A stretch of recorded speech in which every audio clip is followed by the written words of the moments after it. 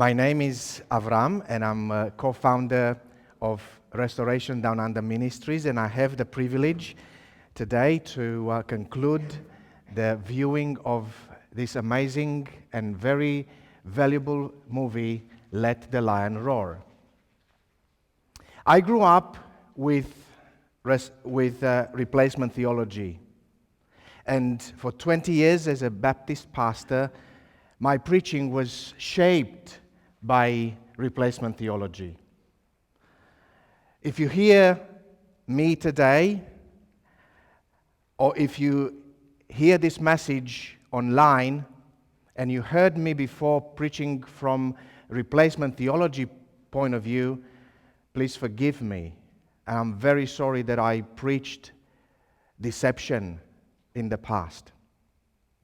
As I said, I grew up with replacement theology, and I was absolutely ignorant in regards to the anti-Semitism of the fathers of the early church and of the leaders of Reformation.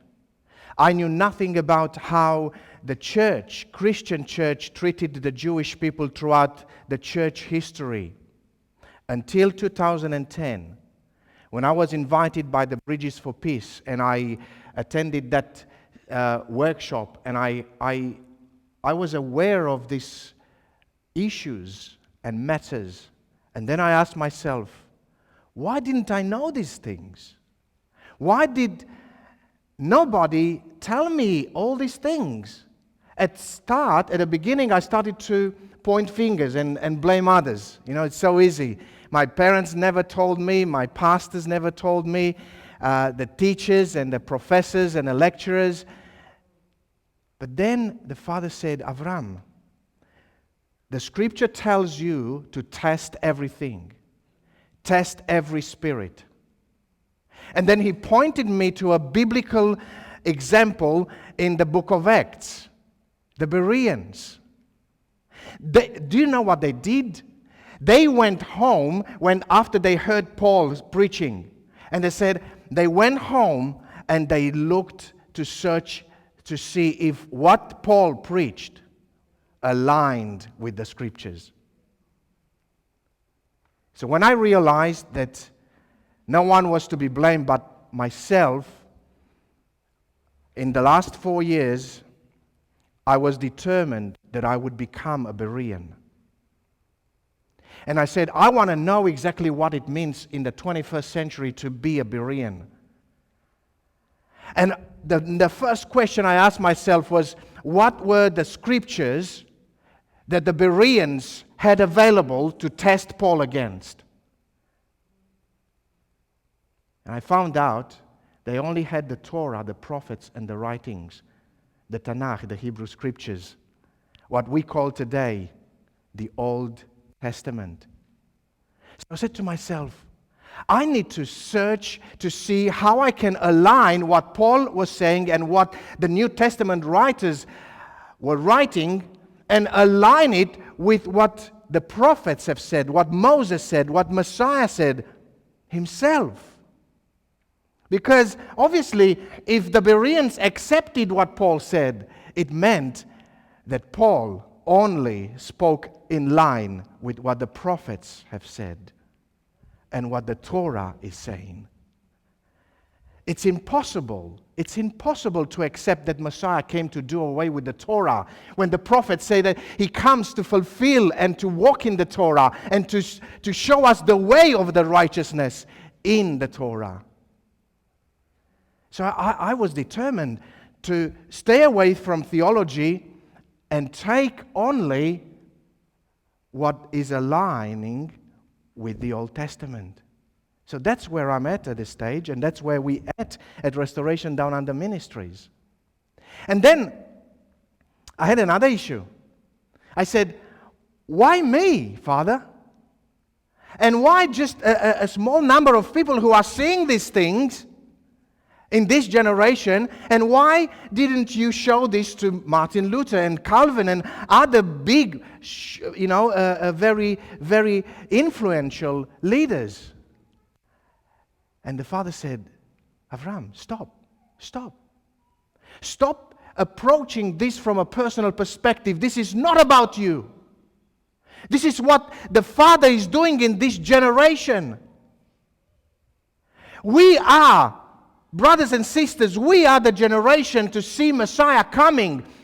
We are the generation who have witnessed the rebirth of the nation of Israel in one day, as Isaiah prophesied in Isaiah 66. We are. The reformers couldn't see that, apart from the fact that they were anti-Semites. They only gave us what was given to them. They couldn't give us more. And then the Spirit reminded me of Daniel. When Daniel received the prophecy, he couldn't understand it. He himself couldn't understand it. And he was told, Daniel, don't worry. Just seal the words of this book, because it's not the time yet. 600 years later, when John comes and receives the prophecy and he writes the book of Revelation, he is told, John, don't seal the words of this book. Don't seal the words of this book. So that tells me there are times when the prophecy is concealed, and there are times when the prophecy is revealed. And there were prophecies in Martin Luther and John Calvin's time. The prophecy were not revealed yet, but we can see and we can understand more that they could have understood. Why? Not because we are wiser, not because we are smarter, but because the Father is fulfilling and He is showing His faithfulness to His people.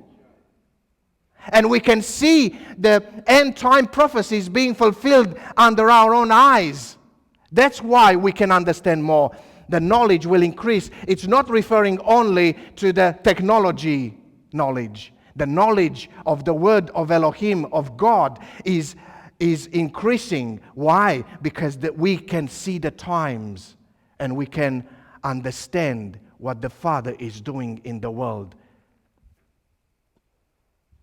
So what are we saying? In conclusion, what are we saying? This is what we are saying.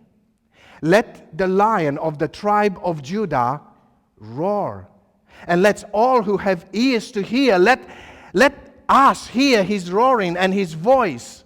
And let's welcome Him with the prophetic words, Baruch atah b'shem Yahweh.